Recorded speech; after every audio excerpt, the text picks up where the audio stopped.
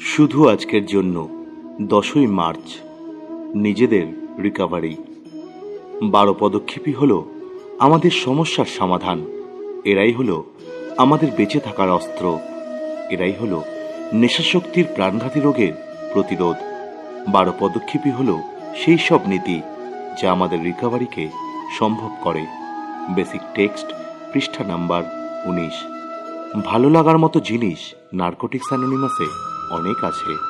প্রথম হলো মিটিং। দারুণ ব্যাপার। এখানে বন্ধুদের সাথে দেখা হয়, বাস্তব অভিজ্ঞতা শেয়ার করি, কিছু শেয়ারিং শুনে উৎসাহ পাই, স্পন্সরের সঙ্গে মোলাকাত হয়, ক্যাম্প আউট, কনভেনশন, এইসবে অনেক মস্তি, নেশামুক্ত নেশারীদের সঙ্গে দল বেঁধে সুস্থ আনন্দ। কিন্তু আমাদের রিকভারি প্রোগ্রামের প্রাণ হলো 12 পদক্ষেপ। বস্তুত 12 পদক্ষেপই হলো এনের প্রোগ্রাম বা কার্যক্রম। শুধুমাত্র আমাদের সংস্পর্শে থেকে নেশামুক্ত থাকা যায় না, মানে শুধু মিটিংয়ে এসে প্রচুর মিটিং করেও নিঃশ্বাসের সাথে রিকভারি টেনে নেওয়া যাবে না।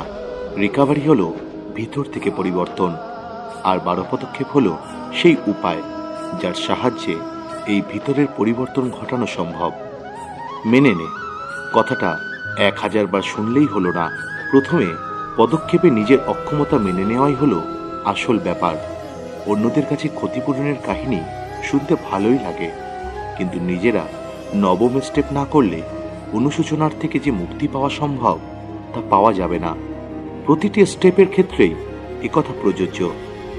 এনেতে অনেক ভালো ভালো বিষয় আছে, কিন্তু রিকভারির উপকার ভালোভাবে পেতে গেলে আমাদের 12 পদক্ষেপ পালন করতেই হবে। শুধু আজকের জন্য আমি আমার ব্যক্তিগত প্রোগ্রামের পুরো লাভ ওঠাতে চাই। নিজের মঙ্গলের জন্য আমি 12 পদক্ষেপের উপর কাজ করব।